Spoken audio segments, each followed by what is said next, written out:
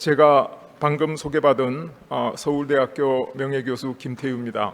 저는 대한민국의 현재와 미래에 대해서 주로 말씀드릴까 그렇게 생각합니다. 지금 포스트 코로나 시대, 코로나 팬데믹이 끝나가고 있습니다. 그리고 머지않아 4차 산업혁명이 완성될 시점에 와 있습니다. 오늘 포스트 코로나 시대의 새로운 시대의 기업 환경에 대해서 말씀드릴까 생각합니다. 경제는 왜 성장해야 되나? 여러분, 지난 30여 년간 대한민국 대통령의 국민 지지도는 임기 초에는 굉장히 높았습니다. 그런데 임기 말에는 반토막이 나고 있습니다. 예외 없이 그랬습니다. 이건 무슨 의미냐? 국민은 많은 기대를 했지만은 임기 중에 어떤 정부도 국민의 기대를 제대로 채워주지 못했다, 이렇게 이해할 수 있습니다. 그런데 재밌는 것은 이 대통령들의 지지율 하락세를 쭉 연결해 보면 어떤 선이 나오는가? 그동안 대한민국의 경제 성장률이 대세 하락하는 모습과 똑같습니다. 대한민국 국민의 경제 성장률 대세 하락을 30여 년 동안 지속해 오고 있습니다. 경제 성장이 뭔가 말씀드릴 것 같으면 8천여 년 농업 사회를 통해서 인류 문명의 인구도 늘어나지 않고 경제 성장률도 늘어나지 않았습니다. 똑같은 세월이 계속 지속됐습니다. 그게 과거 농업 사회입니다. 그런데 산업혁명이 터지고 나서 경제가 역동적으로 발전하기 시작했습니다. 그래서 산업혁명은 곧 경제 성장이고 경제 성장은 곧 산업혁명이다, 이렇게 말씀드릴 수가 있죠. 그래서 결론적으로 말씀드리면 경제는 성장해야 됩니다. 경제가 왜 성장하느냐? 어떻게 성장하느냐? 기업이 성공해야지 성장할 수 있습니다. 기업이 성공해서 경제가 성장하면 정권이 성공하게 되는 겁니다. 자, 두 번째 에피소드로 넘어갑니다. 국가는 어떻게 발전하는가? 국가 발전의 기본 원리를 말씀드리겠습니다. 여러분, 70년, 80년대 그때는 국가가 발전하려면 열심히 노력하면 됐습니다. 왜? 우리나라 국민들이 사우디아라비아, 중동에 가서 삽으로 모래를 파던 시절이었으니까. 그래서 피땀 흘려가면서 열심히 일했습니다. 국민소득 5,000불, 10,000불 이내, 이때는 열심히 하면 국가가 발전합니다. 그런데 이제 그런 세월은 지나갔습니다. 이제 아무리 열심히 해도 국민소득 30,000불, 50,000불 시대에는 국가가 발전하지 않습니다. 그래서 열심히 노력하던 시대는 이미 끝나고 지나갔다. 그럼 지금 우리나라는 어떻게 발전하느냐? 모방에서 창조로 가야 됩니다. 모방에서 창조로 가려면 어떻게 해야 되죠? 많은 분들이 상상력을 키워라, 꿈을 키워라, 이렇게 얘기하죠. 말하기는 굉장히 쉽습니다. 그럼 국가는 어떻게 발전하느냐? 국가가 발전하는 기본 원리가 있습니다. 그 원리를 알고 실천해야 국가가 발전하지, 그냥 열심히 한다, 그냥 꿈꾼다, 그거 가지고 절대로 국가는 발전하지 않습니다. 실리콘밸리와 같은 환경이 만들어져야 되는 겁니다. 자유시장에서 내생적 성장으로 발전합니다. 자유시장이 뭐죠? 생산자와 소비자가 시장에서 만나는 거죠. 그래서 열심히 일하면 발전합니다. 그리고 또 한 가지 발전이 뭐냐? 국가가 정책적으로 국가를 발전시키도록 밀어붙이면 국가의 정책적인 힘에 의해서 국가가 발전합니다. 국가 발전 원리는 선진국과 후발국에 약간 차이가 있습니다. 그 차이가 뭐냐? 선진국은 자유시장에서 발전하는 거예요. 국가의 도움이 필요 없어요. 제일 앞서가니까. 그리고 흉내내서 따라갈 그 벤치마킹할 나라도 없어. 제일 앞서 있으니까. 그런데 후발국은 자유시장에다가 벤치마킹을 한 산업정책, 외생적 성장을 함께 해야지 선진국과 경쟁해서 따라갈 수가 있다는 겁니다. 표현을 바꾸면 성장 형태는 내생적 성장이 선진국의 발전 원리면 후발국의 발전 원리는 내생적 성장 플러스 외생적 성장. 이것을 창의성으로 표현할 것 같으면 선진국은 이윤 추구형 창의성, 민간기업 혼자서 잘할 수 있어요. 그러나 후발국은 이윤 추구형 창의성, 민간기업이 잘하는데 국가가 도움을 주지 않으면 목적지향적 창의성 없이는 선진국과 경쟁이 불가능한 겁니다. 자, 그러면 우리가 이거 왜 못하고 있나? 국가는 어떻게 발전하냐면 변증법적인 발전 과정을 거칩니다. 사람은 생각이 다 달라요. 그래서 한쪽에 정이 있으면 반이 생기기 마련이야.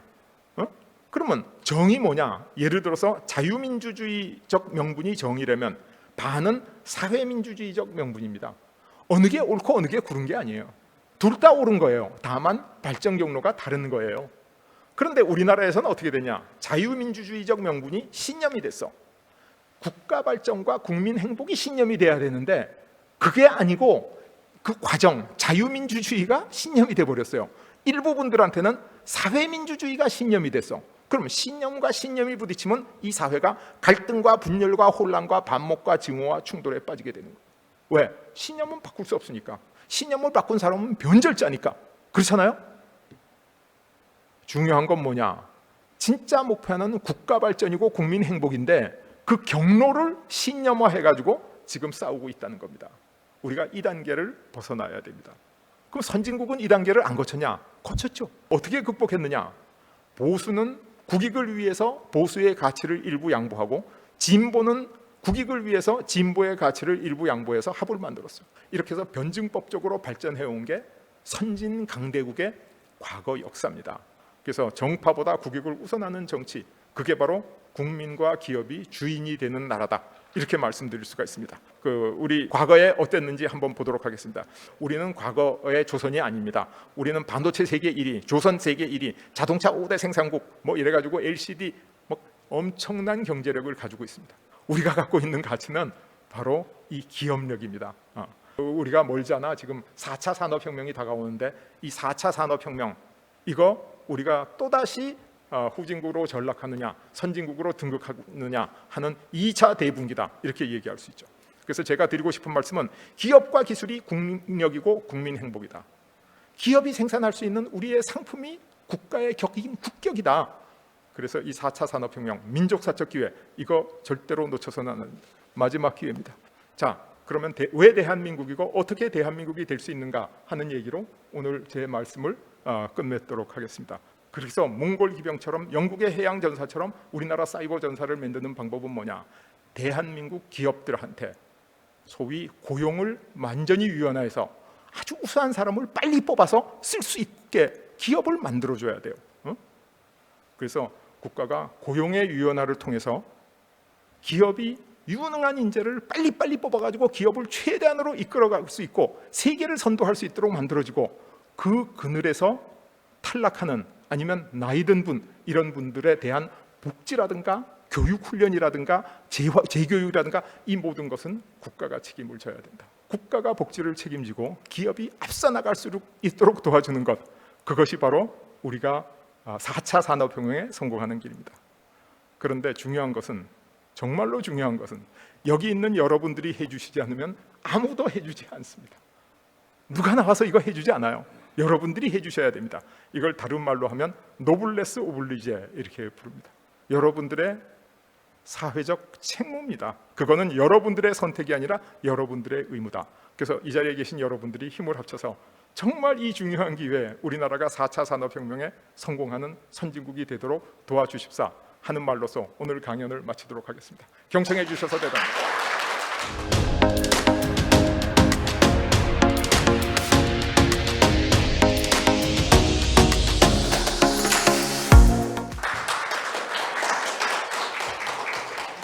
네, 여러분 반갑습니다. 오늘 제가 준비한 이야기도요, 우리 김태우 교수님 이야기처럼 이 4차 산업혁명 본질은 뭐고 그래서 우리가 미래를 어떻게 준비해야 하느냐입니다. 그리고 제목은 메타버스 시대를 준비하라 이렇게 잡았습니다. 최근에 이 디지털 혁명을 얘기하면서 메타버스에 관한 화두가 이게 굉장히 커지고 있는데요. 디지털 문명이 진화하는 이 모습이 메타버스가 아닐까 생각합니다. 그래서 이 4차 산업혁명 디지털 시대를 준비하는 우리의 관심이 이 메타버스 신세계를 만드는데 좀 집중해야 되지 않나, 오늘 그 이야기를 여러분하고 나누려고 합니다. 사실 코로나 이후 디지털 이 혁명이 가속화됐죠. 그래서 심지어는 뉴 노멀, 모든 것들이 새롭게 다 바뀐다, 모든 표준이 바뀐다라는 얘기를 하는데요. 사실 인류는 이미 바뀌어 있었습니다. 2007년 아이폰이 등장하고요. 2009년 우리나라에 왔고 2010년 갤럭시 S라는 안드로이드 폰이 등장하면서 새 인류의 표준이 바뀌었죠. 이제 인류는 스마트폰을 기반으로 디지털 문명을 적극적으로 활용하는 인류가 표준 인류라고 할 수 있습니다. 이 인류의 이름이 바로 포노 사피엔스인데요. 호모 사피엔스라는 인류의 학명 앞에 폰을 의미하는 라틴어 포노를 붙인 겁니다. 그래서 표준 인류가 라이프 스타일을 바꿨다. 동시에 이로 인해서 세계 경제, 사회 거의 모든 엄청난 변화가 실현이 됐죠. 그래서 세계 10대 기업을 보면요, 석유 기업인 아람코나 투자 기업인 버크셔 해서웨이를 제외하면 거의 모든 기업들이 이 디지털 문명을 창조하고 이끌어가는 기업들이 차지합니다. 애플, MS, 구글, 아마존, 테슬라 이런 기업들은요, 특히 어마어마한 시가총액을 지금 기록하고 있는데요. 제가 메타버스 시대를 준비하자고 이야기하는 이유도 바로 이겁니다. 대한민국의 기대치를 높이기 위해서죠. 왜 대한민국 기업들에 대한 주식은 사지 않고 왜 이런 기업들만 살까요? 여기 이들이 지향하는 미래가 확실히 다르다는 것이죠. 왜 그럴까요? 왜 이런 기업이 잘 될 거라고 인류는 판단하고 있을까요? 이유는 명확합니다. 바로 인류의 표준 생활 라이프 스타일이 바뀌었기 때문이죠. 지금 인류는 유튜브를 보고 또 쇼핑을 온라인으로 하고 이런 모든 생활 자체를 표준으로 인지하기 시작했다는 겁니다. 그래서 2010년의 표준과 2022년의 표준은 완전히 달라졌죠. 대한민국 사회는 어떨까요? 사실 지금의 인류는 디지털 세계를 선택했습니다. 우리가 거기서부터 미래를 준비해야 하는 것이죠. 그런데 우리나라에 또 하나의 혁명이 겹쳤습니다. 디지털 혁명과 함께 온 것이 바로 선진국 혁명입니다. 선진국이 된 것은 정말 기적 같은 일이고 대한민국이 너무 잘해서 이 엄청난 제조업 기반의 선진국 진입을 가능하게 된 것이죠. 문제는요, 우리가 지금까지 너무나 개도국 시스템에 익숙해 왔다는 것이죠. 개도국 시스템이라는 게 항상 베낄 게 있었습니다. 전부 선진국에 있는 걸 베껴서 좀 더 잘 만들자 하고 열심히 추격해 온 겁니다. 창의적이거나 새로운 걸 만들 필요가 전혀 없었다는 거죠. 문제는요, 이제 더 이상 그런 게 없다는 겁니다. 조선 세계 1등입니다. 베낄 게 없습니다. 중공업도 마찬가지입니다. 그뿐이 아닙니다. 주력 산업인 반도체, 이거 진짜 중요한 산업인데요. 반도체는 지금 세계 디지털 문명 확산의 가장 중요한 자산인데, 야, 우리나라가 세계 1등이라는 게 놀랍기만 합니다. 문제는요, 지금부터는 정말 같은 방식으로 할 수 없다는 것이죠. 여러분의 생각은 어떠신가요? 우리는 제대로 경험하지도 않고 이 새로운 세상이 열리는 거에 대해서 전부 두려워합니다. 우버를 왜 금지시킬까요? 에어비앤비는 왜 그럴까요? 국회의원들이 잘못해서? 로비가 심해서? 아니요.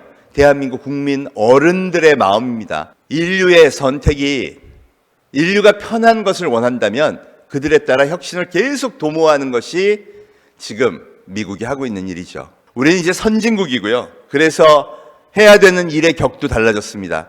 거기다가 전 세계 유일하게 디지털 혁명이 겹친 나라죠. 우리가 왜 이렇게 두려워하는지 볼까요? 첫째는요, 우리는 늘 남의 걸 베꼈기 때문에 부작용이 뭔지도 명확하게 알고 있었죠. 그래서 혁신에 따른 기존 시스템의 파괴, 이거에 대해서는 경험해보지 못했기 때문에 막연히 두려운 겁니다. 세계관을 디지털로 바꾸자는 겁니다. 이 메타버스라는 새로운 세계가 열리는 걸 제대로 인지하고 우리가 그 세계에서 새로운 식민지를 개척해보자는 것이죠. 자, 그럼 지금 그런 대전환이 왔느냐?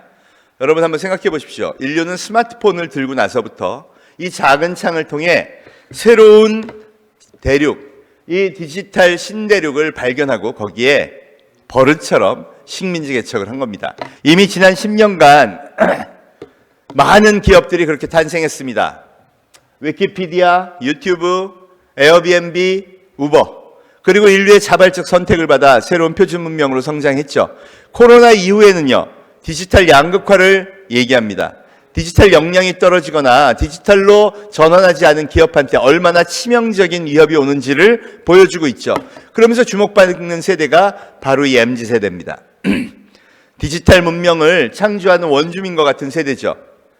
대한민국 세계관이요, 이들과 함께 맞아야 됩니다. 인류는 이미 사실 메타버스에서 살고 있습니다. 저도 궁금하면 여기 검색하고요, 쇼핑도 여기서 하고요, 여기서 해야 거의 하루에 내가 할 일의 3분의 1 이상을 이걸로 합니다. 그 공간이 바로 초월적인 세계, 메타버스라고 할 수 있죠. 1, 2, 3, 4, 5, 6, 7 한번 보세요.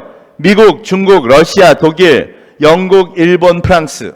1900년대 초에 전부 식민지에 빨대 꼽아서 선진국된 나라들입니다.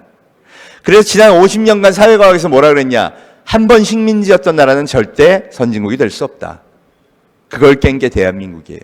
이걸 기적이라고 하죠. 지난 100년간 우리 국민들이 그 저력을 발휘해서 이 기적을 만든 거죠. 그럼 우리 아이들한테 없을까요? 당연히 있습니다.